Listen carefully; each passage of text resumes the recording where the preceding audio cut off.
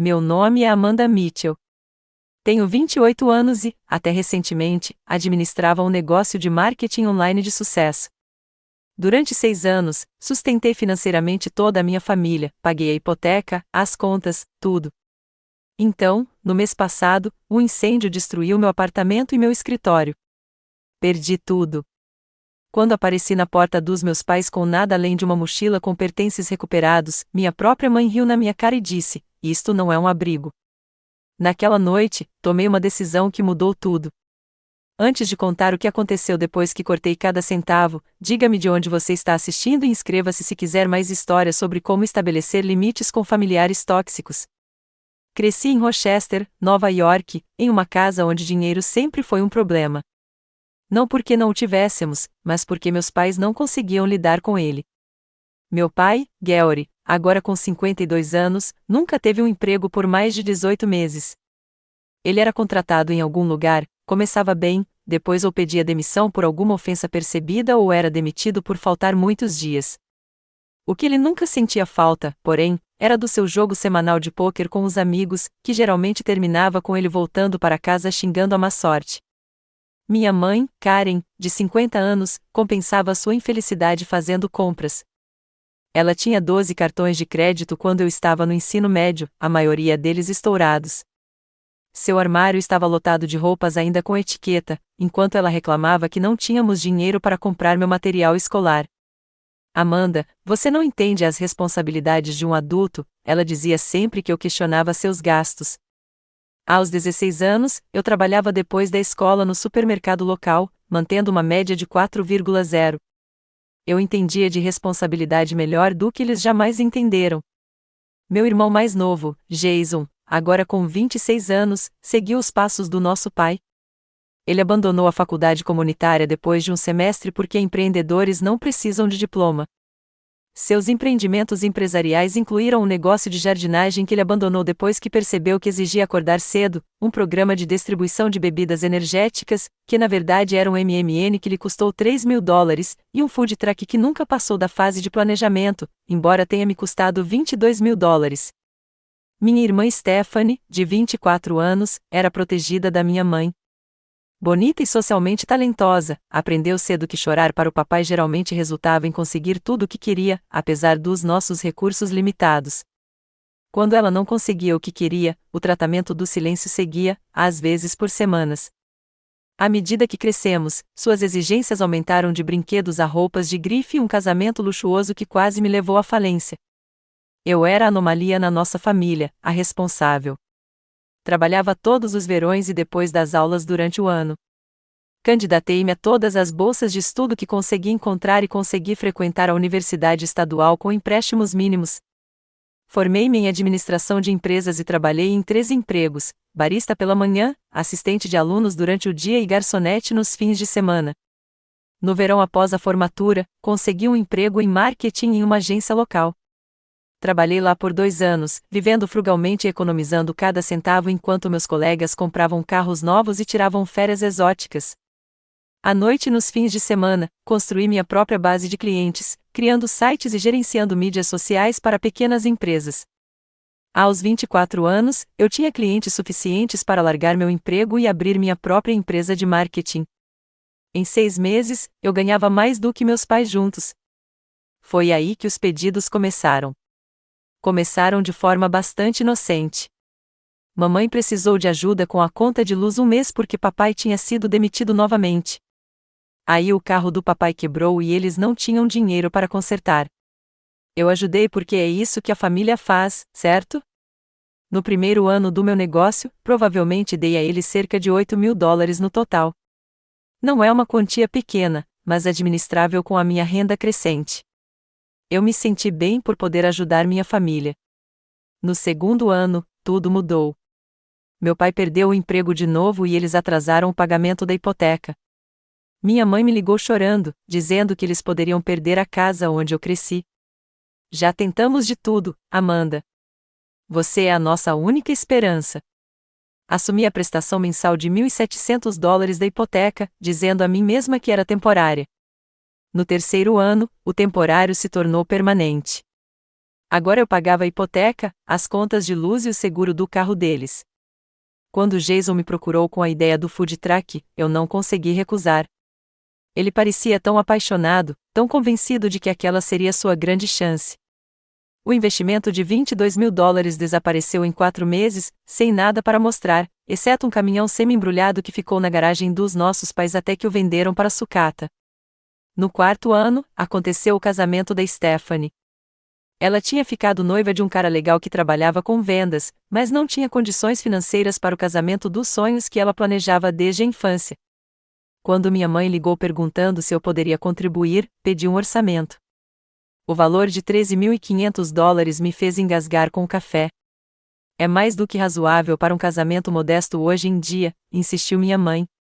Acabei pagando tudo, desde o local até a lua de mel em Bali. No 5º ano, meu pai precisou de uma cirurgia de emergência na vesícula. Embora ele tivesse um plano de saúde básico do seu novo emprego, a franquia era alta. Eu cobri as contas médicas de $8.500 e comprei um carro usado para ele quando ele finalmente faleceu. O vício em compras da minha mãe piorou, e eu me vi pagando os cartões de crédito dela para evitar que o score de crédito deles afundasse completamente. No ano passado, no 6º ano, eu já sustentava toda a minha família. Meus pais não pagavam a hipoteca da casa própria havia 4 anos. Eu pagava todas as contas de luz e luz deles. Paguei o aluguel do Jason depois que o 3º colega de quarto dele o expulsou por não contribuir. Ajudei a Stephanie com a prestação do carro quando ela decidiu que precisava de um SUV novinho, apesar de não ter filhos. No total, eu gastava mais de $6.000 por mês com a minha família enquanto tentava expandir meu negócio. A gratidão que havia estado presente naquele primeiro ano havia desaparecido há muito tempo. Minha ajuda não era apreciada, era esperada. Quando não consegui transferir dinheiro imediatamente para a emergência da Stephanie, uma liquidação na Nordstrom, ela ficou dias sem falar comigo. Quando sugeri que meu pai procurasse um emprego mais estável, minha mãe me acusou de chamá-lo de fracassado. Depois de tudo que fizemos por você, tornou-se seu refrão constante, embora eu não conseguisse me lembrar exatamente do que eles tinham feito além de fornecer o mínimo legalmente exigido quando eu era criança. Perdi férias com amigos porque sempre alguém precisava de alguma coisa.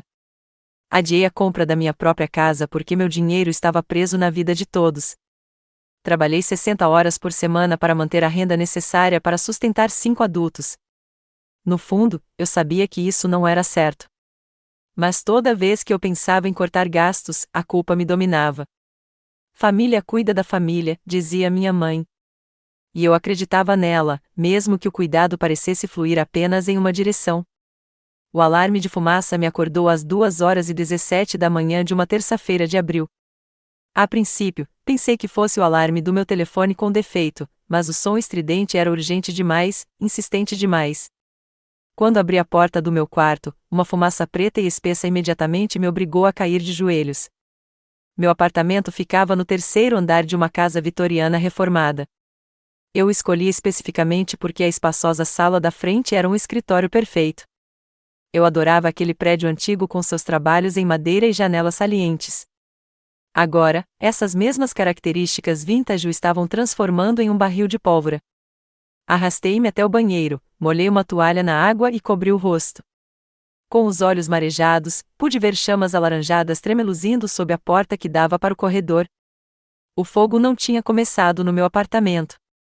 Mais tarde, descobri que começou na cozinha da minha vizinha de baixo, quando ela adormeceu com o óleo esquentando no fogão, mas estava se espalhando rápido. Minha saída de emergência foi a escada de incêndio do lado de fora da janela do meu quarto. Peguei minha bolsa do laptop, enfiei nela meu passaporte, certidão de nascimento e o disco rígido externo onde eu fazia backup dos arquivos dos clientes. Enfiei o celular e o carregador no bolso, calcei os sapatos ao lado da cama e desci para o patamar de metal. O ar da noite era frio contra minha pele aquecida pela fumaça. Da escada de incêndio, observei horrorizada as chamas engolfando o belo prédio antigo. Vizinhos se reuniram no gramado abaixo, alguns chorando, outros filmando com seus celulares. Caminhões de bombeiros chegaram com sirenes berrantes, mas já estava claro que eles não poderiam salvar a estrutura, apenas impedir que o fogo se alastrasse para os prédios vizinhos. Um bombeiro me ajudou a descer o último lance de escadas, perguntando se eu estava ferido. Tirando uma leve inalação de fumaça e o choque pulsando pelo meu corpo, eu estava fisicamente bem. Emocionalmente era outra história. Fiquei horas na calçada, enrolado no cobertor da Cruz Vermelha, observando minha casa e meu escritório queimarem até virarem cinzas. Pela manhã, tudo o que restava era um esqueleto carbonizado de madeira enegrecida e pisos desabados. Os bombeiros confirmaram o que eu já sabia: tudo lá dentro estava destruído. Meus móveis, roupas, fotos de família, equipamentos da empresa, arquivos em papel, tudo sumiu. O primeiro golpe veio quando entrei em contato com minha seguradora. Eu tinha um seguro para inquilinos, mas descobri que o proprietário do prédio havia deixado sua apólice caducar 3 meses antes. Minha cobertura era mínima sem a apólice do proprietário para complementá-la.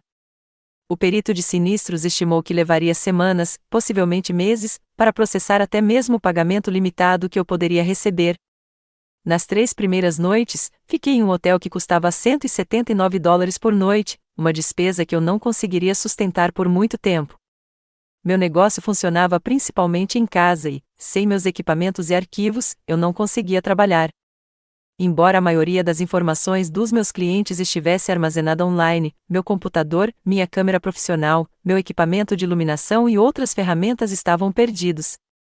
Sempre fui cuidadoso com o dinheiro, mas sustentar minha família havia esgotado minhas economias. O fundo de emergência que eu tinha se esgotou depois que paguei o carro do meu pai no ano passado. Eu tinha cerca de $3.200 na minha conta corrente, o suficiente para talvez 2 semanas de estadias em hotéis e necessidades básicas, mas não o suficiente para dar entrada em um novo apartamento e, ao mesmo tempo, manter as necessidades financeiras da minha família. Meus amigos Megan e Tyler ofereceram o sofá deles por algumas noites, mas moravam em um minúsculo apartamento de 1 quarto, com espaço quase insuficiente para eles. Aceitei com gratidão, sem querer me impor por mais tempo do que o absolutamente necessário. No 5º dia após o incêndio, eu estava ficando sem opções. Solicitei auxílio emergencial, mas, sem filhos dependentes, não estava no topo da lista de prioridades. Liguei para todos os apartamentos acessíveis da região, mas, sem comprovante de emprego atual, meus cartões de visita e materiais de marketing haviam queimado, os proprietários hesitaram. Foi então que tomei a decisão que parecia tão óbvia que quase fiquei envergonhada por não ter pensado nisso imediatamente. Depois de 6 anos sustentando minha família, pagando a hipoteca, as contas de luz, as prestações do carro e muito mais, certamente eles me ajudariam por algumas semanas até eu me recuperar. Liguei primeiro para minha mãe, explicando a situação em detalhes. Sua resposta foi, na melhor das hipóteses, morna. Ah, que horror, querida! Sinto muito. A compaixão em sua voz não condizia com suas palavras. Sabe, nosso quarto de hóspedes está sendo usado como depósito agora, e seu pai não está se sentindo bem. Não é um bom momento. Fiquei atordoada. Não era um bom momento. Eu vinha enviando dinheiro quando não era um bom momento para mim há 6 anos. Mas segurei a língua, pensando que talvez fosse só o choque da notícia. Talvez se eu perguntasse pessoalmente, explicasse o quão desesperadora era a minha situação, eles entenderiam. Pensei em passar aí hoje à noite, disse eu, cautelosamente. Só para conversarmos sobre opções. Claro, querida, já voltamos.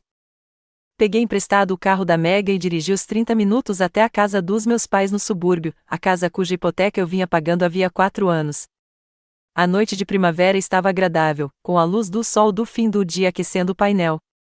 Ensaiei o que diria, como explicaria que aquilo era temporário, que eu só precisava de um lugar para ficar por algumas semanas enquanto resolvia as coisas. Eu não estava pedindo dinheiro, apenas um teto sobre a minha cabeça, o teto pelo qual eu vinha pagando. Ao entrar na garagem deles, senti uma mistura de alívio e apreensão. A casa parecia a mesma de sempre, gramado impecavelmente aparado, mantido por um serviço que eu pagava, tinta fresca do verão passado, também por minha conta, e os canteiros de flores da mamãe floridos com bulbos da primavera.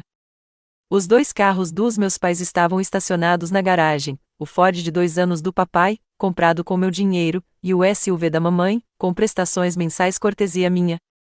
Respirei fundo e saí do carro, agarrando a mochila que continha tudo que eu agora possuía no mundo. Mamãe abriu a porta antes que eu pudesse bater, arregalando os olhos ao ver minha aparência. Eu não tinha acesso à maioria das minhas roupas ou maquiagem desde o incêndio e estava alternando entre duas camisetas emprestadas da Mega. Meu cabelo cheirava levemente a fumaça, apesar das várias lavagens. Amanda, você parece cansada. Ela hesitou antes de se afastar para me deixar entrar. A casa estava impecável como sempre. Flores frescas repousavam sobre a mesa da entrada, e eu sentia o cheiro de algo assando na cozinha. O contraste entre o conforto daquela casa e a minha situação atual me fez sentir um aperto na garganta. O papai está? Perguntei, seguindo-a até a cozinha. Na sala, assistindo aos programas dele, ela gesticulou vagamente antes de abrir a geladeira. Já comeu? Posso fazer um sanduíche para você? Não estou com fome, obrigado. Na verdade, eu não comia desde manhã, mas comida era a última coisa em que eu pensava. Papai mal levantou os olhos quando entrei na sala. Ele estava esparramado em sua poltrona reclinável, a mesma que eu havia comprado para ele no Natal do ano passado, assistindo a um jogo de beisebol na grande TV de tela plana que tinha sido meu presente depois da promoção dele, que ele perdeu 3 meses depois. Ei, pai! Ei, garoto! Seus olhos se voltaram para mim brevemente antes de retornar ao jogo.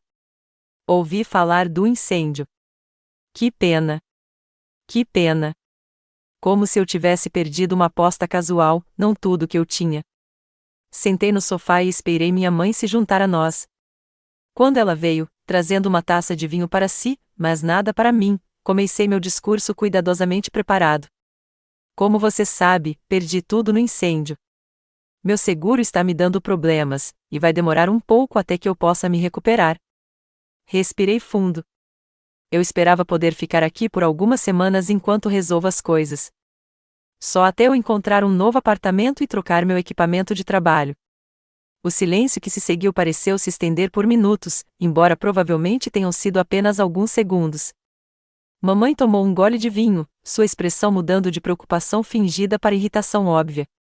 Amanda, você sabe que te amamos, mas este não é um bom momento. Seu pai não tem se sentido bem, e transformamos o quarto de hóspedes em um depósito. Eu poderia dormir no sofá, eu disse, com o desespero transparecendo na minha voz. Ou limpar um pouco do armário. Não preciso de muito espaço. Não é só isso, continuou minha mãe, sem me olhar nos olhos. Você sabe como seu pai valoriza a rotina. Ter outra pessoa aqui seria perturbador. Olhei para ela, incapaz de processar o que ouvia. Eles tinham uma casa de 4 quartos. Além da suíte principal, havia o quarto de hóspedes, agora um depósito, o antigo quarto da Stephanie, preservado como um santuário, embora ela estivesse casada há 2 anos, e o quarto do Jason, que ele ainda usava ocasionalmente quando mudava de apartamento. Mãe, não tenho para onde ir, eu disse, com a voz embargada. Perdi tudo. Foi então que ela fez. Ela riu. Uma risada curta e indiferente que me atravessou como uma faca. Não seja tão dramática, Amanda. Isto não é um abrigo. Você sempre foi engenhosa. Tenho certeza de que vai dar um jeito. Naquele momento, algo se rompeu dentro de mim. 6 anos apoiando-os, colocando as necessidades deles antes das minhas, sendo a responsável, e foi assim que eles me retribuíram. Você tem noção, eu disse, com a voz anormalmente calma, que eu pago a sua hipoteca há 4 anos? Que eu pago por esta casa que você se recusa a me deixar ficar? A expressão da mãe endureceu. Isso é diferente. Nós somos seus pais. Nós criamos você. Eu te dei mais de 250 mil nos últimos 6 anos. É isso que a família faz, ela retrucou. Não jogue isso na nossa cara. Teríamos feito o mesmo por você se pudéssemos. Mas agora eles podiam. Eles podiam me ajudar agora, e estavam escolhendo não fazer isso. Papai finalmente falou, ainda sem tirar os olhos da televisão. Sua mãe disse que não é uma boa hora, Amanda. Não complique isso. Nesse momento, a porta da frente se abriu e Jason entrou. Aparentemente, meu irmão tinha a chave da casa que eu paguei. O que está acontecendo? Perguntou ele, olhando de um para o outro. Mamãe explicou rapidamente que eu andei uma passada lá depois de ter tido um problema com meu apartamento, convenientemente omitindo que o apartamento tinha pegado fogo. Então, Ela quer ficar aqui, concluiu mamãe. Mas eu estava explicando que simplesmente não temos espaço no momento. Jason franziu a testa. No meu quarto? De jeito nenhum.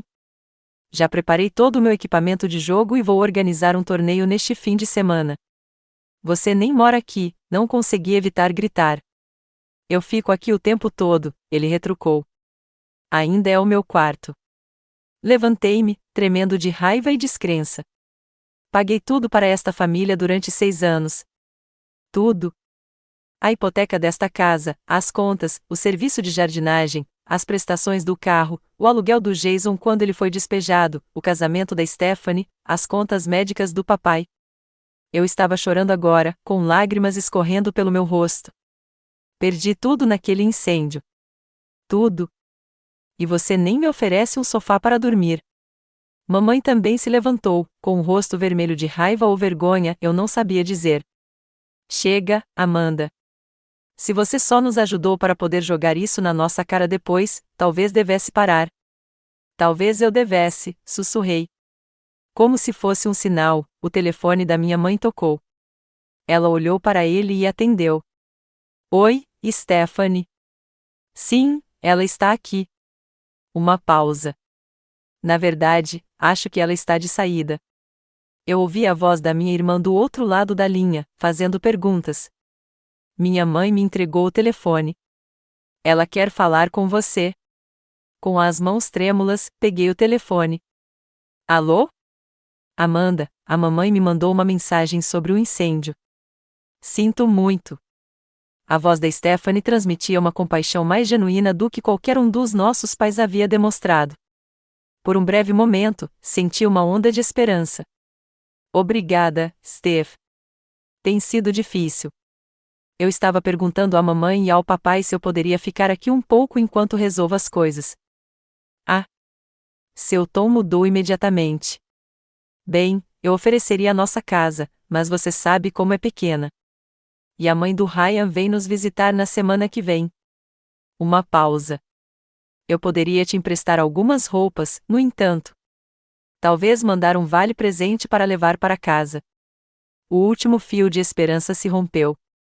Não se preocupe com isso, eu disse secamente e devolvi o telefone para a mamãe sem me despedir. Peguei minha mochila de onde a havia deixado, ao lado do sofá. Ninguém falou nada enquanto eu caminhava até a porta da frente. Ninguém tentou me impedir. Quando abri a porta, a chuva tinha começado a cair, um toque cinematográfico perfeito para o pior dia da minha vida. Amanda, chamou minha mãe quando saí.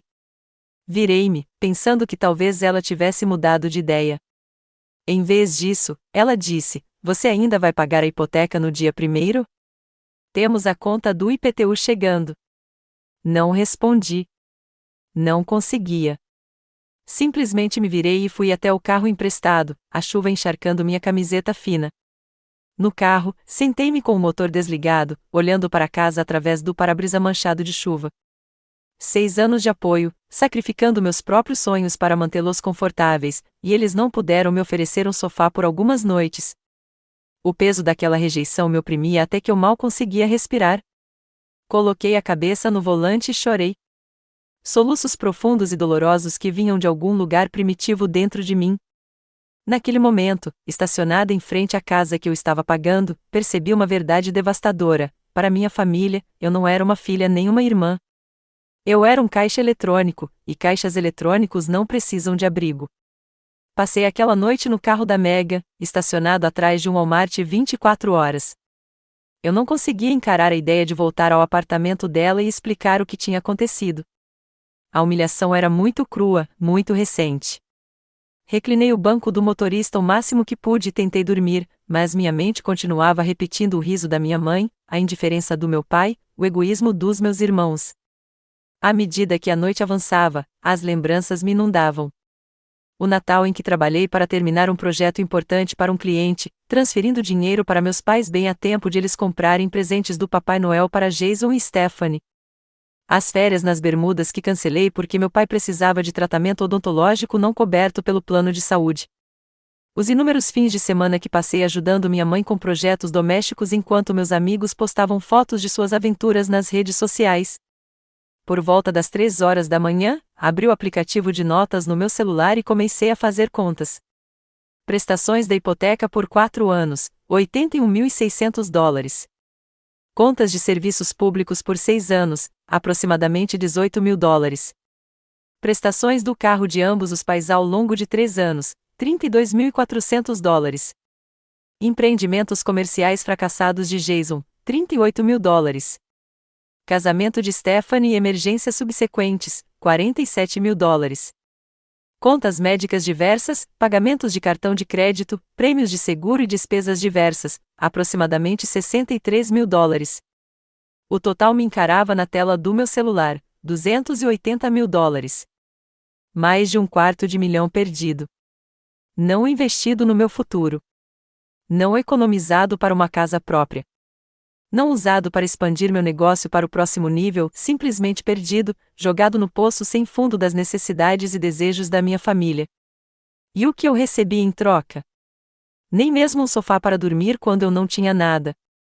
Ao amanhecer, dirigi até um restaurante 24 horas. Estava exausto, com fome e precisava desesperadamente de um café.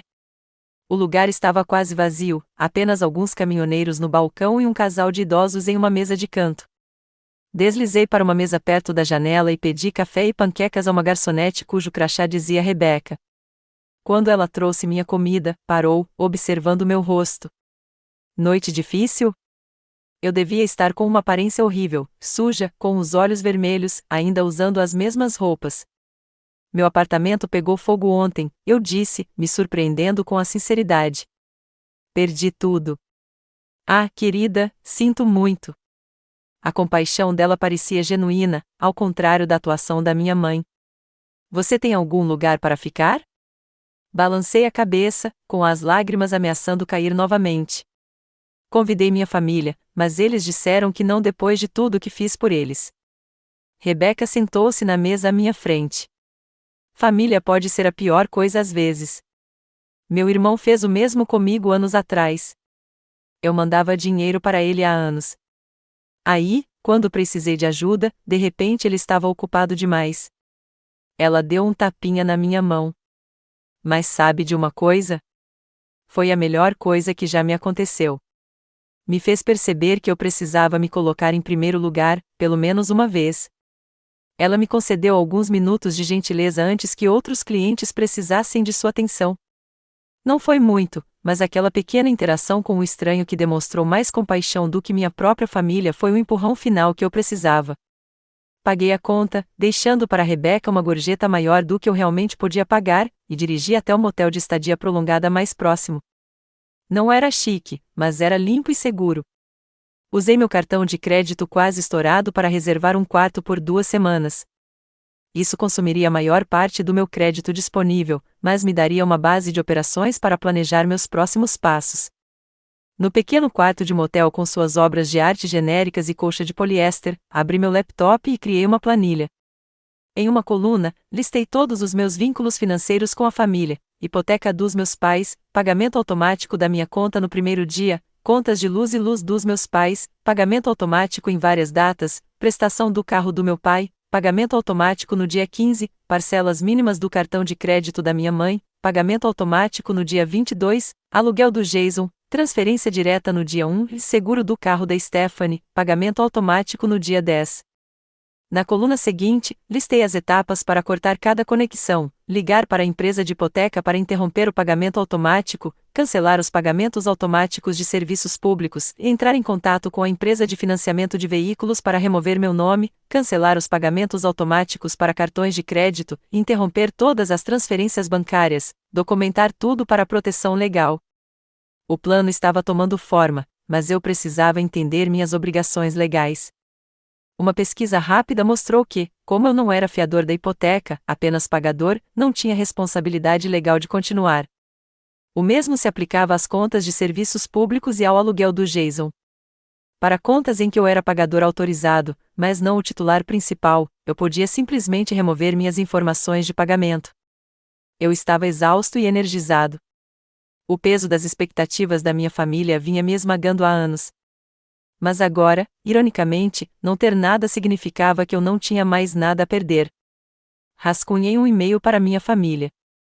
Escrevi e reescrevi várias vezes, tentando encontrar o equilíbrio certo entre explicação e imposição de limites. Eu não queria ser cruel, apesar de tudo. Essas ainda eram as pessoas que eu amei a vida toda, mas eu precisava ser clara e firme. A versão final dizia: Mamãe, papai, Jason e Stephanie. Depois da conversa de ontem, tomei uma decisão que estava para ser tomada há muito tempo. A partir de agora, não darei mais apoio financeiro a nenhum de vocês.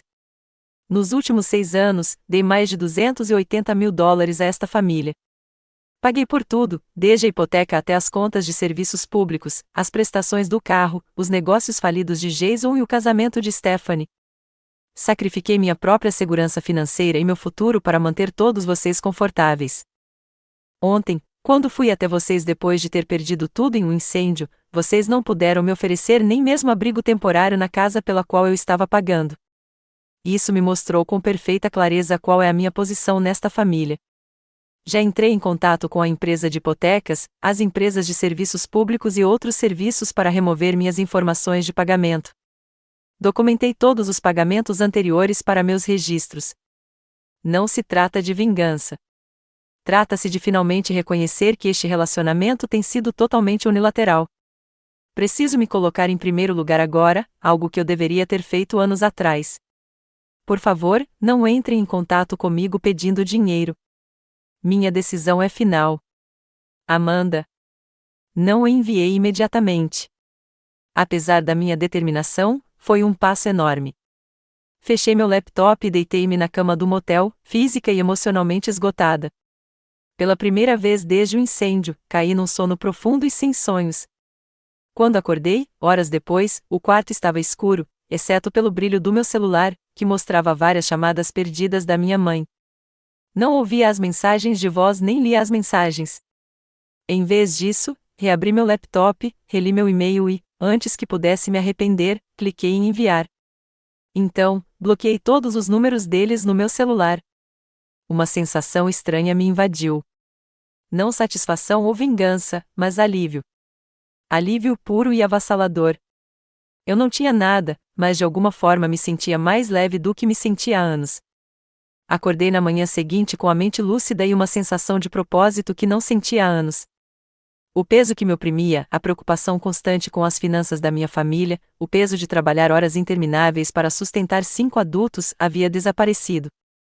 Eu ainda tinha enormes desafios pela frente: reconstruir meu negócio, encontrar uma moradia permanente, repor tudo o que havia perdido. Mas, pela primeira vez em muito tempo, a única pessoa com quem eu precisava me preocupar era comigo mesma. Minha primeira parada foi no banco. Eu usava o mesmo banco regional desde a faculdade. Ao longo dos anos, adicionei meus pais como correntistas na minha conta corrente principal, para emergências. Isso evoluiu para que eles tivessem acesso total para sacar fundos quando quisessem, o que faziam com frequência para emergências em que variavam de concertos de carro a ingressos para shows. Jéssica, a gerente do banco, me reconheceu imediatamente. Amanda, fiquei sabendo do incêndio. Sinto muito. Agradeci e expliquei que precisava fazer algumas mudanças nas minhas contas. Gostaria de fechar todas as minhas contas correntes e abrir novas hoje, se possível. Ela pareceu surpresa. Todas elas? Posso perguntar por quê? Hesitei, envergonhada de admitir como havia me deixado enganar por tanto tempo. Mas Jéssica tinha visto os padrões nas minhas contas, os grandes saques, as transferências constantes para meus familiares. Minha situação familiar mudou, eu disse cuidadosamente. Preciso separar minhas finanças completamente. A compreensão surgiu em seus olhos. Entendo. Definitivamente podemos ajudar com isso. Durante a hora seguinte, Jéssica me ajudou a fechar minhas contas existentes e abrir novas com recursos de segurança aprimorados.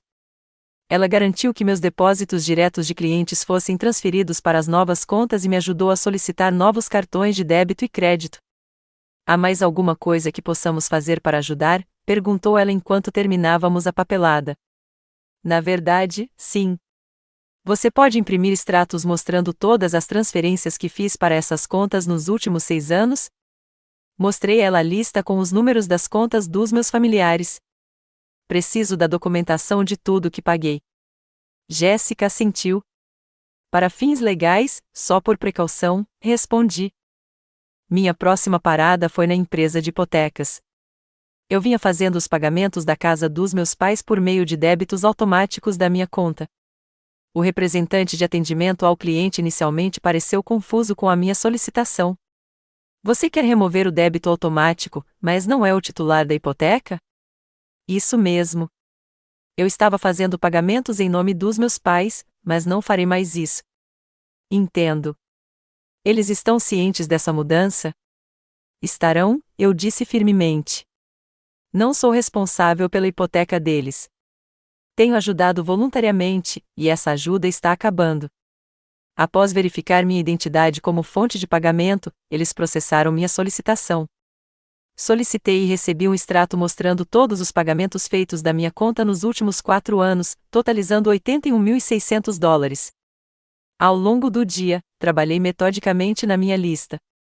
Liguei para cada empresa de serviços públicos, financiadora de veículos e administradora de cartão de crédito. Removi minhas informações de pagamento de todas as contas. Algumas foram fáceis, simplesmente cancelei os pagamentos automáticos. Outras exigiram mais explicações, mas nenhuma me forçou a continuar pagando contas que não estavam em meu nome. Um por um, rompi os laços financeiros que me prendiam às necessidades infinitas da minha família. A cada ligação, a cada formulário, a cada e-mail de confirmação, eu me sentia mais no controle da minha própria vida. No final da tarde, eu já tinha cumprido a maior parte da minha lista. Meu telefone não parava de vibrar. Minha família descobriu que não conseguia acessar minhas contas bancárias e estava tentando entrar em contato comigo. Eu havia desbloqueado os números deles para documentar o assédio, mas não atendia ligações nem respondia mensagens. A ligação mais difícil foi para a empresa de empréstimos estudantis onde eu era fiador dos empréstimos do Jason. Empréstimos que ele havia parado de pagar anos atrás, me deixando com a responsabilidade de cobrir as parcelas para proteger meu score de crédito. Eu não podia simplesmente me remover como fiador, mas criei um plano de pagamento mínimo que evitaria a inadimplência da conta enquanto eu explorava opções legais para remover meu nome completamente. Depois de analisar minha lista de pendências financeiras, fiz uma última ligação para um serviço de assistência jurídica que oferecia consultas gratuitas. Expliquei minha situação à advogada que atendeu, perguntando se havia algo mais que eu precisasse fazer para me proteger. Você já fez a maioria das coisas certas, ela me garantiu. A documentação dos pagamentos anteriores foi especialmente inteligente. Como você não era contratualmente obrigada a fazer esses pagamentos, com exceção do empréstimo estudantil que você coassinou, você não tem responsabilidade legal de continuar. E se eles alegarem que prometi continuar pagando ou que o dinheiro era um empréstimo que pretendiam quitar? Sem acordos por escrito, essas alegações seriam difíceis de provar. O padrão de pagamentos ao longo de 6 anos sem reembolso sugere que se tratava de presentes, não de empréstimos. Mas, se estiver preocupada, envie uma declaração clara por escrito de que não fornecerá mais apoio financeiro. Aliás, você pode enviar um e-mail com esse sentido? Já enviei ontem à noite. Perfeito. Guarde esse e-mail e quaisquer respostas. Se fizerem alguma ameaça ou continuarem a assediá-la, você pode considerar uma carta de cessação e desistência, mas esperemos que não chegue a esse ponto. Depois de agradecer pelo tempo, enviei um último e-mail para cada membro da família, individualmente, com capturas de tela dos extratos bancários mostrando os valores totais que eu havia dado a eles ao longo dos anos. Não incluí nenhuma linguagem emocional, apenas fatos e números. A cada um, anexei um PDF com uma contabilidade detalhada do que eu havia pago e quando. Os totais eram impressionantes quando dispostos cronologicamente. Para minha mãe, apoio total fornecido, $124.350. Prestações de hipoteca, $81.600. Pagamentos de serviços públicos, $12.480. Prestações de cartão de crédito, $19.270. Despesas diversas, $11.000. Ao meu pai, apoio total de $62.800. Prestações do carro, $18.400. Despesas médicas, $21.400. Empréstimos pessoais, $23.000. Para Jason, apoio total fornecido, $56.900. Negócio de food truck, $22.000. Pagamento de aluguel, $19.200. Pagamento de empréstimo estudantil, $8.700. Despesas diversas, $7.000. Para Stephanie, apoio total fornecido, $56.950. Despesas com casamento, $35.000. Despesas com carro, $14.750. Empréstimos pessoais, $7.200. Encerrei cada e-mail com a mesma mensagem: este é um registro do apoio financeiro que forneci. Estou enviando isso apenas como documentação, não para solicitar reembolso. Conforme declarado no meu e-mail anterior, não fornecerei mais assistência financeira de nenhum tipo. Por favor, respeite este limite. Em seguida, configurei uma resposta automática no meu e-mail e uma resposta de texto automática semelhante. No momento, estou indisponível enquanto estou reconstruindo após perder minha casa e meu negócio em um incêndio. Se isso se refere a um acordo financeiro passado, observe que não estou mais fornecendo suporte financeiro. Se for um cliente ou contato comercial, deixe uma mensagem detalhada e responderei o mais breve possível. Naquela noite, sentei-me no meu quarto de motel e senti uma estranha mistura de emoções: tristeza pelos relacionamentos que eu pensava ter, raiva por ter sido usada por tanto tempo, ansiedade quanto ao meu futuro incerto. Mas, por trás de tudo isso, uma profunda sensação de libertação. Eu tinha menos de $1.000 na minha nova conta bancária, um cartão de crédito quase estourado e um quarto de motel reservado por mais 13 dias. Mas, pela primeira vez em anos, cada dólar que eu ganhasse dali em diante seria meu para usar como eu quisesse. Minha próxima parada foi na empresa de hipotecas. Eu vinha fazendo os pagamentos da casa dos meus pais por meio de débitos automáticos da minha conta. O representante de atendimento ao cliente inicialmente pareceu confuso com a minha solicitação. Você quer remover o débito automático, mas não é o titular da hipoteca? Isso mesmo. Eu estava fazendo pagamentos em nome dos meus pais, mas não farei mais isso. Entendo. Eles estão cientes dessa mudança? Estarão, eu disse firmemente. Não sou responsável pela hipoteca deles. Tenho ajudado voluntariamente, e essa ajuda está acabando. Após verificar minha identidade como fonte de pagamento, eles processaram minha solicitação. Solicitei e recebi um extrato mostrando todos os pagamentos feitos da minha conta nos últimos 4 anos, totalizando $81.600. Ao longo do dia, trabalhei metodicamente na minha lista. Liguei para cada empresa de serviços públicos, financiadora de veículos e administradora de cartão de crédito. Removi minhas informações de pagamento de todas as contas. Algumas foram fáceis, simplesmente cancelei os pagamentos automáticos. Outras exigiram mais explicações, mas nenhuma me forçou a continuar pagando contas que não estavam em meu nome. Um por um, rompi os laços financeiros que me prendiam às necessidades infinitas da minha família. A cada ligação, a cada formulário, a cada e-mail de confirmação, eu me sentia mais no controle da minha própria vida. No final da tarde, eu já tinha cumprido a maior parte da minha lista. Meu telefone não parava de vibrar. Minha família descobriu que não conseguia acessar minhas contas bancárias e estava tentando entrar em contato comigo. Eu havia desbloqueado os números deles para documentar o assédio, mas não atendia ligações nem respondia mensagens. A ligação mais difícil foi para a empresa de empréstimos estudantis onde eu era fiador dos empréstimos do Jason.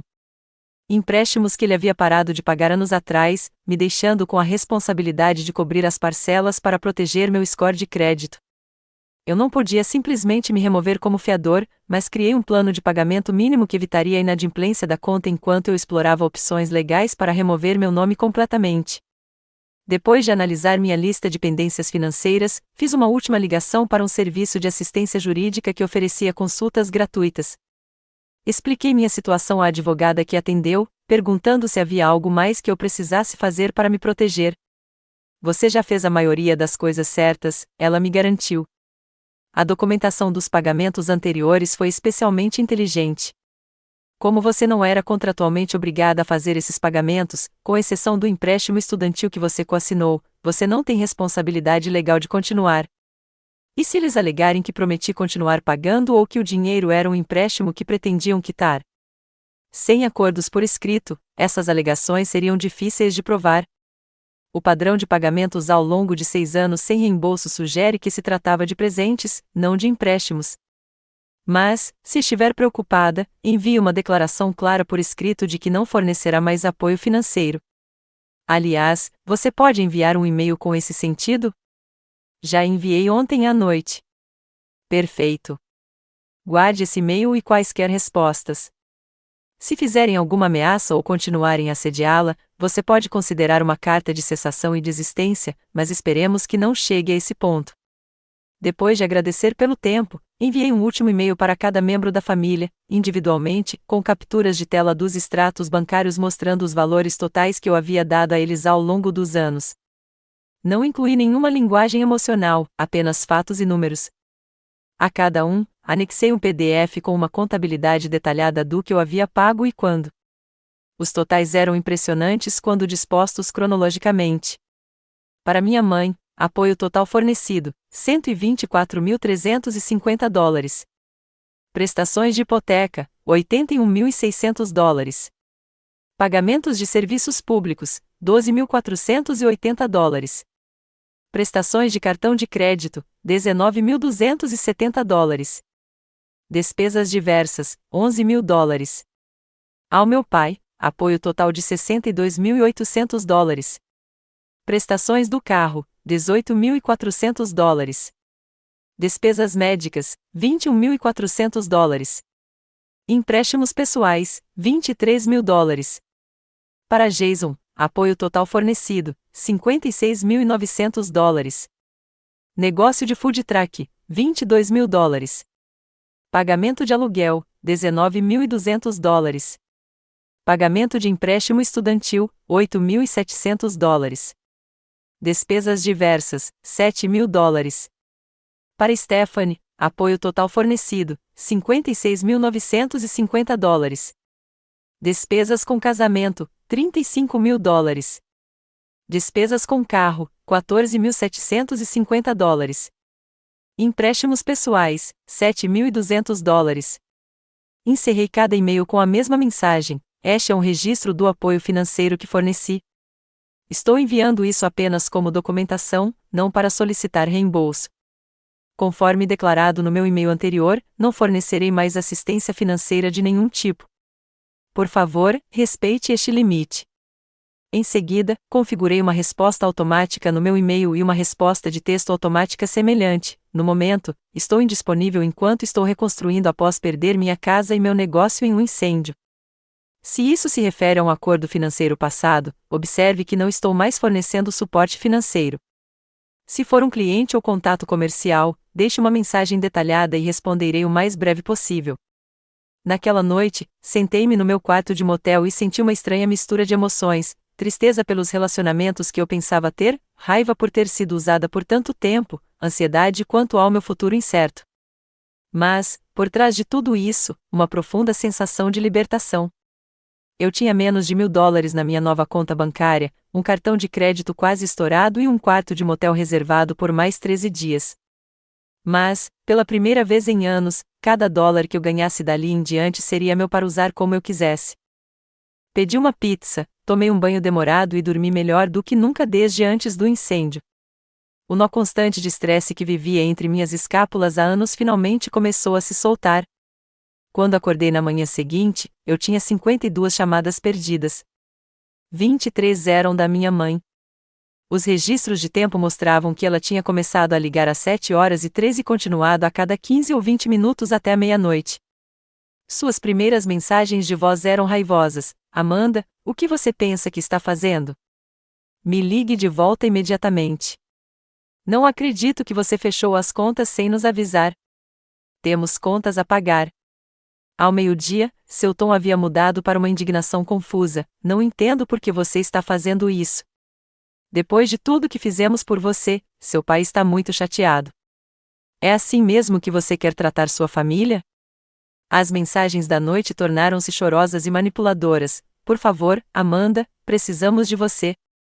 Não podemos pagar a hipoteca sem você. O que devemos fazer? Acabar sem teto?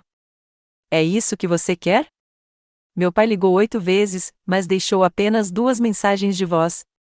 A primeira foi apenas um ruído de fundo, como se ele tivesse acionado a gravação sem querer. A segunda foi breve e ameaçadora: você precisa consertar isso, Amanda. Agora. Jason ligou 12 vezes, e suas mensagens ficaram cada vez mais agressivas. Que diabos, Amanda? Mamãe está pirando. Eu estava contando com esse dinheiro para o aluguel. Meu senhorio vai me despejar. Você vai mesmo prejudicar a sua própria família? Que tipo de pessoa faz isso? Sua última mensagem foi arrastada, obviamente bêbada. Você se acha melhor que a gente? Você não é nada. Nada. Stephanie ligou 9 vezes. Sua primeira mensagem foi, na verdade, solidária. Amanda, me desculpe pelo que aconteceu na casa da mamãe e do papai. Isso não foi certo. Me liga, tá?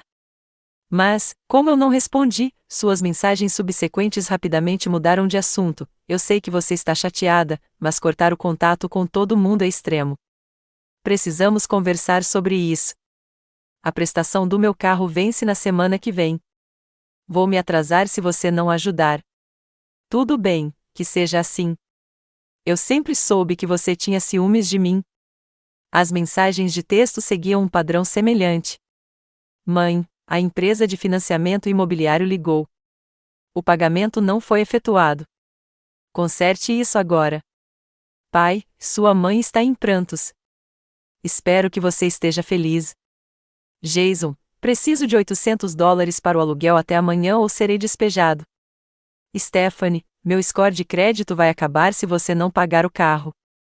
Mãe, de novo, eu sempre estive ao seu lado. Como você pode fazer isso com a gente? As mensagens continuaram ao longo do dia, variando de acusações a ameaças diretas e apelos desesperados.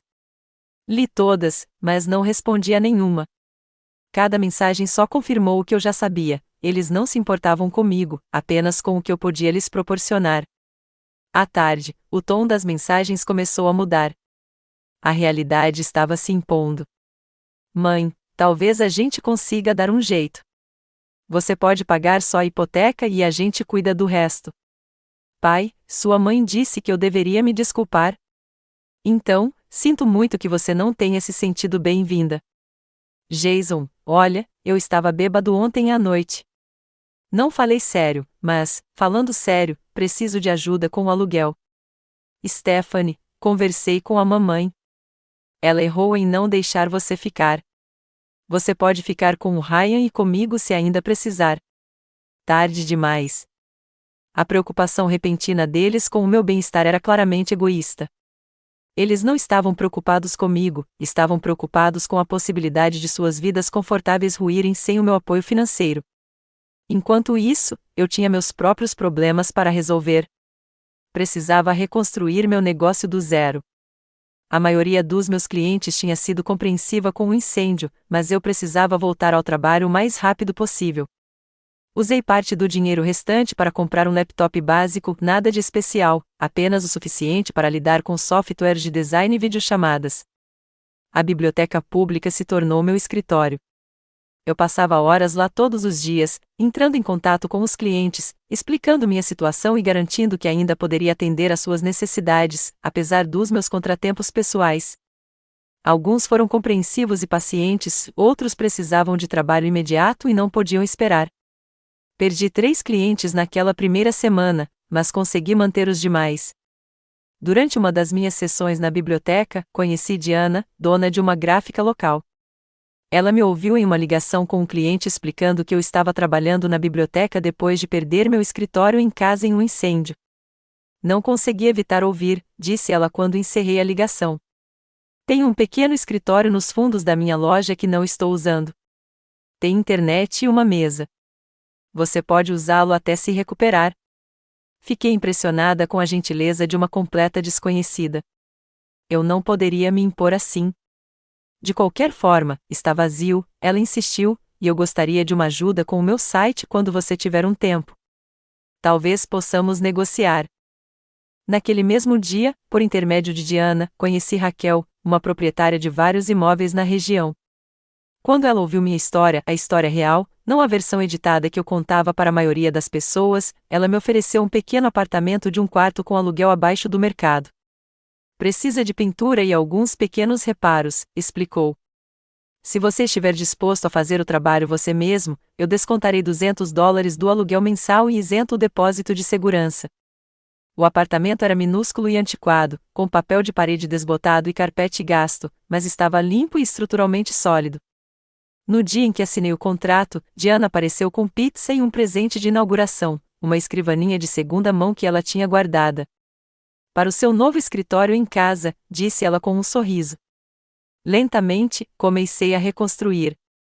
Passava as noites pintando o apartamento e os dias úteis trabalhando no escritório da Diana. Encontrei um sofá de segunda mão no Facebook Marketplace e comprei louças em uma loja de $1. Não era muito, mas era meu, e ninguém poderia tirá-lo de mim.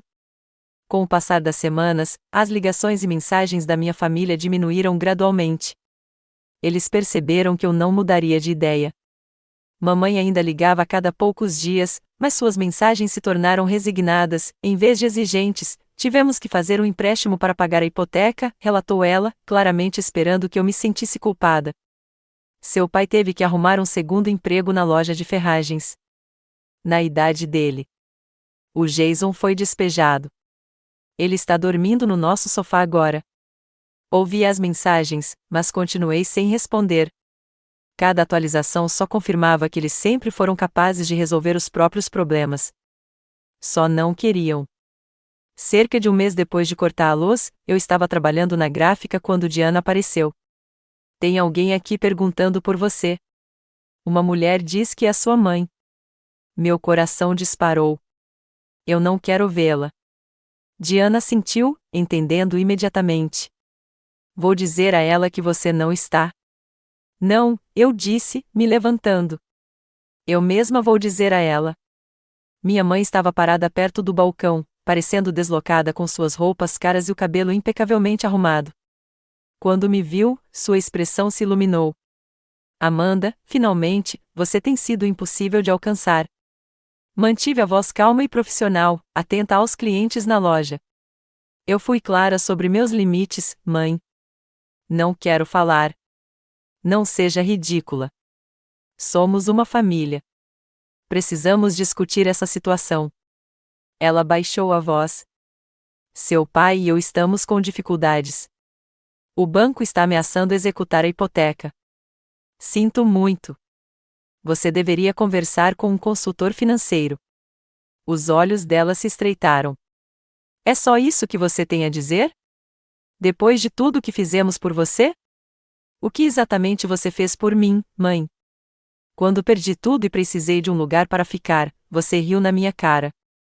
Foi um mal-entendido. Eu estava estressada. Você sabe como seu pai fica quando a rotina dele é interrompida. Balancei a cabeça. Não foi um mal-entendido. Foi um momento de clareza. Por 6 anos, eu te dei tudo. E quando precisei do mínimo em troca, você me mostrou exatamente onde eu estava. Então é isso? Você está nos punindo porque não conseguimos acomodá-lo por alguns dias? Não estou punindo ninguém. Estou cuidando de mim pela primeira vez na minha vida adulta. Vocês são todos adultos capazes. Descubram, assim como eu tive que fazer. Seu rosto endureceu. Nunca pensei que minha própria filha fosse tão fria, tão egoísta. Quase ri da ironia. Adeus, mãe. Por favor, não volte aqui. Quando ela saiu furiosa, Diana se aproximou com um sorriso solidário. Você está bem? Respirei fundo, surpresa ao descobrir que eu realmente estava. Sim, estou mesmo. O confronto com minha mãe foi o último contato direto que tive com minha família. Por meio de conhecidos em comum, soube que meus pais haviam de fato feito um empréstimo com garantia imobiliária para cobrir suas despesas. Jason havia conseguido um emprego em um call center, e Stephanie e o marido haviam se mudado para um apartamento menor. Eles estavam se virando, como sempre teriam feito se não tivessem contado comigo. Quanto a mim, eu também estava reconstruindo. Meu seguro finalmente pagou uma indenização modesta pelo incêndio. Não foi o suficiente para repor tudo o que eu havia perdido, mas me deu uma margem financeira. Minha base de clientes estava crescendo novamente, e Diana havia me indicado várias empresas locais para trabalhos de marketing. O apartamento que eu inicialmente via como temporário estava começando a me parecer um lar. Pintei as paredes de um amarelo sol, pendurei quadros de brechó e enchi uma pequena estante com novos exemplares dos meus livros favoritos, os primeiros itens não essenciais que me permiti comprar.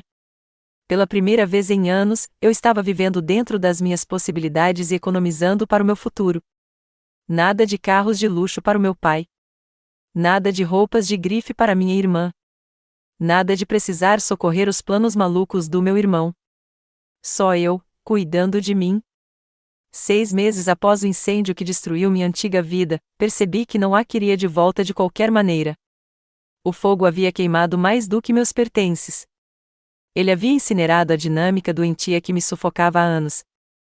Às vezes, perder tudo é a única maneira de descobrir o que você realmente precisa. Faz exatamente um ano desde o incêndio que mudou tudo. Sentada no meu apartamento, meu verdadeiro lar agora, não apenas um abrigo temporário, mal reconheço a pessoa que eu era 12 meses atrás. A mulher que sacrificou tudo por pessoas que não deram nada em troca parece uma estranha para mim agora. Meu novo apartamento não é chique, mas é meu de um jeito que meu antigo apartamento nunca foi. Pintei cada cômodo de uma cor diferente, escolhas ousadas que eu jamais teria feito antes, a sala de estar em um terracota aconchegante, o quarto em um verde sálvia tranquilo, o pequeno escritório em casa em um amarelo alegre. Móveis de segunda mão que restaurei com carinho preenchem o espaço. É eclético e imperfeito, mas cada item representa uma escolha que fiz para mim, não uma obrigação para com outra pessoa.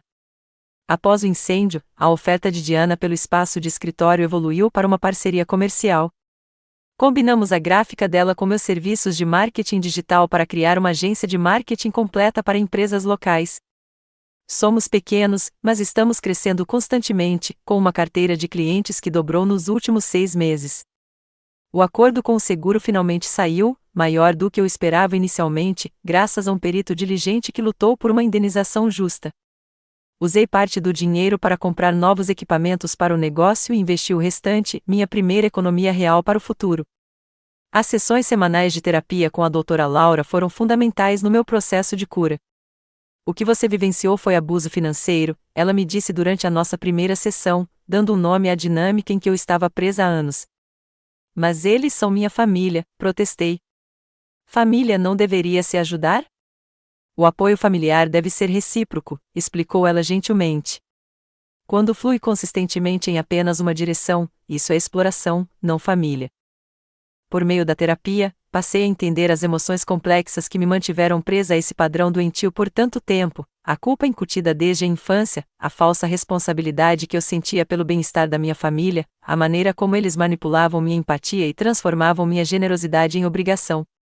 Você não causou os problemas deles, a doutora Laura me lembrava com frequência, e você não pode consertá-los.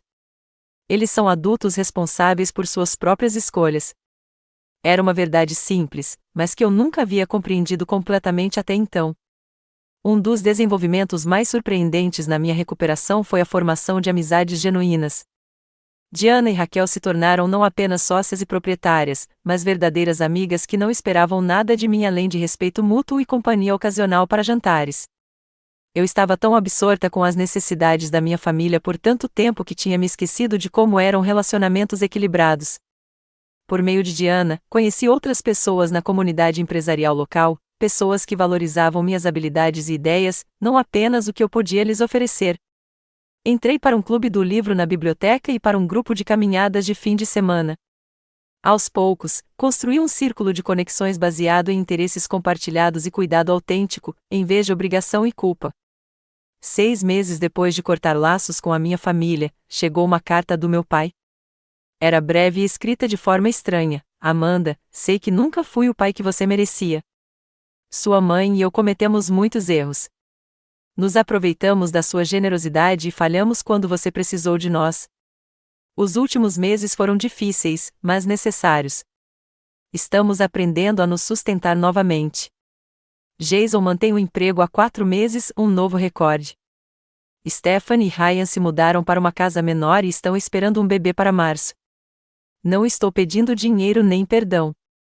Só queria que você soubesse que estamos bem, e espero que você também esteja. Pai.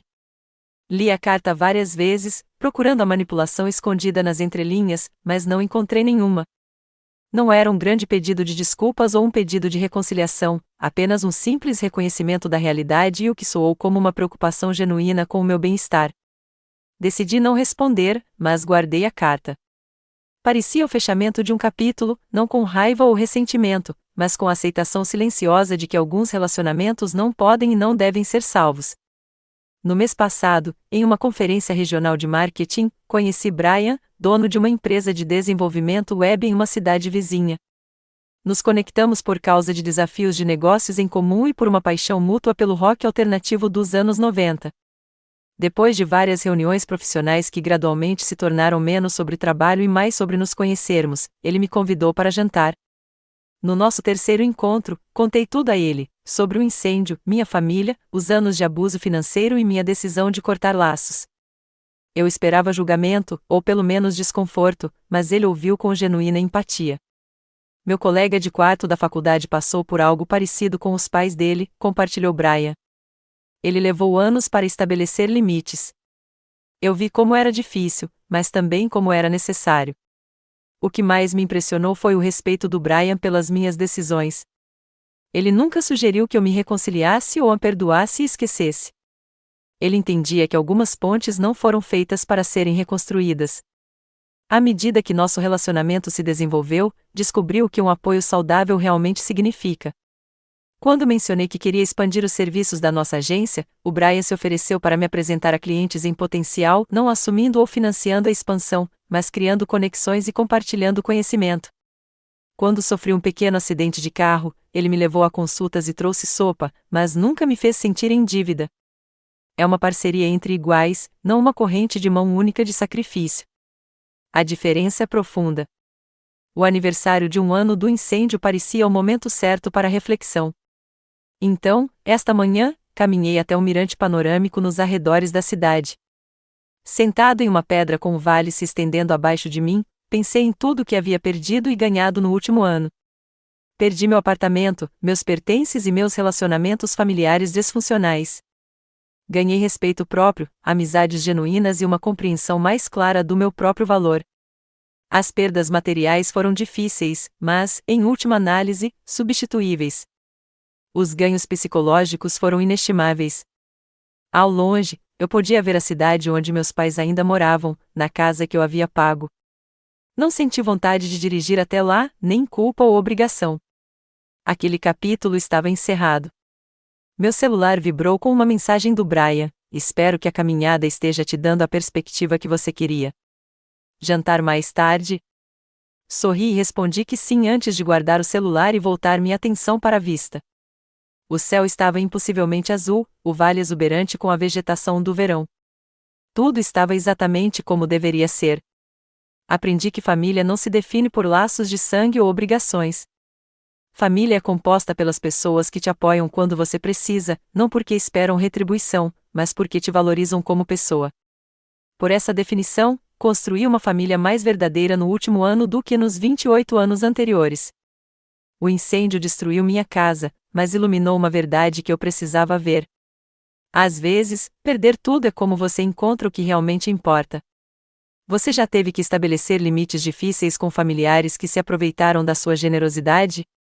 Ou já perdeu algo importante e percebeu que, na verdade, isso estava te atrapalhando? Adoraria ouvir suas histórias nos comentários abaixo. E se esta história ressoou com você, clique em curtir e inscreva-se para saber mais sobre minha jornada rumo à construção de uma vida mais saudável e feliz, nos meus próprios termos. Obrigada por ouvir, e lembre-se, você merece relacionamentos que te elevem, não que te esgotem.